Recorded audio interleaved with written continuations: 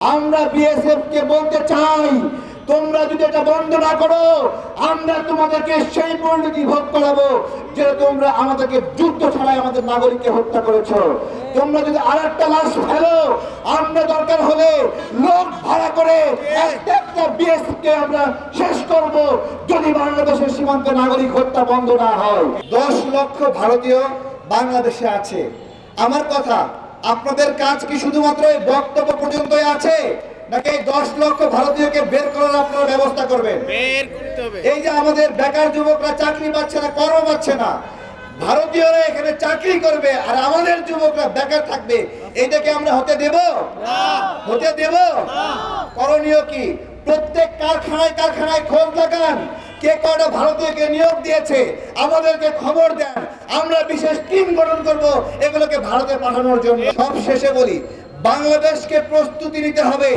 বাংলাদেশের আশেপাশে যতগুলো বাঁধ দিয়েছে ভারত, সেই বাঁধগুলো ভেঙে দেওয়ার প্রস্তুতি নিতে হবে। 1971-এর মতো প্রস্তুতি নিতে হবে, যেভাবে 71-এ ব্রিজ কালভার্ট ভেঙে দিয়েছিল আমাদের মুক্তিযোদ্ধারা, ওইভাবে আমাদের এই উদ্যোগ নিতে হবে যে আমরা ভারতের তৈরি করা এই ড্যামগুলো আমরা ভেঙে দিব। আমি আজকে আমাদের বিজিবির ভাইদেরকে বলছি, যদি দেখেন আপনার সামনে কোনো বিএসএফ হত্যা করছে বাংলাদেশি নাগরিককে, গুলি করে পাল্টা উত্তর দিবেন, তাকে শেষ করে দিবেন।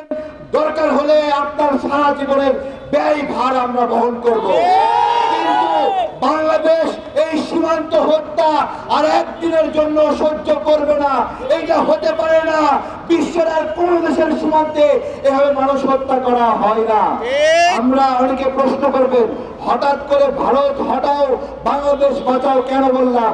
আমরা হঠাৎ করেই বলবো, ঘুমের ঘরে বলবো, নামাজের পরে বলবো, জুমার পরে বলবো, ভারত হটাও বাংলাদেশ বাঁচাও। সবাই বলেন, ভারত হটাও বাংলাদেশ বাঁচাও, ভারত হটাও বাংলাদেশ বাঁচাও, ভারত হটাও বাংলাদেশ বাঁচাও। এবং ভারতের দালালি যে সকল রাজনৈতিক কর্মীরা করছে তাদেরকে সাবধান করে দিচ্ছে, আপনাদেরকে ওই পদ থেকে আমরা সরাবই, প্রতিশ্রুতিবদ্ধ হচ্ছি। যারা যারা যে দল থেকে, সর্বোচ্চ পদে থেকে, বড় পদ থেকে ভারতের দালালি করছেন ক্ষমতার জন্য, ওই পদে আমরা থাকতে দেব না। আপনি ওই দলের হতে পারেন, আমরা থাকতে দেব না। বোম মেরে উড়ে দিব, অ্যাটম বোম মেরে উড়ে দিতে হবে। এইটা মানবাধিকার পরিপন্থী, এইটা দেশের পরিপন্থী, বাংলাদেশের অধিকার পরিপন্থী, বিশ্ব জলবায়ুর যে নীতি সেই নীতির পরিপন্থী। সুতরাং এই ধরনের অবকাঠামোগুলো ভেঙে দেওয়া যুক্তিযুক্ত।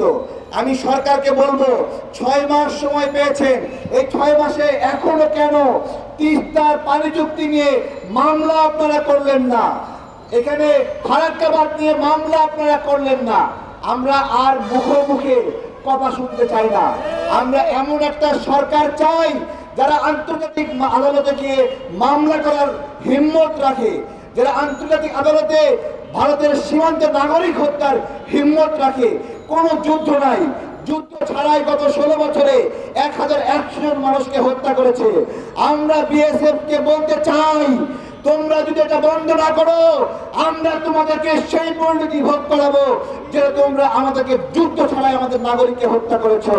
তোমরা যদি আরেকটা লাশ ফেলো, আমরা দরকার হলে লোক ভাড়া করে একটা বিএসএফ কে আমরা শেষ করব যদি বাংলাদেশের সীমান্তে নাগরিক হত্যা বন্ধ না হয়। আমরা এর আগে 2 লক্ষ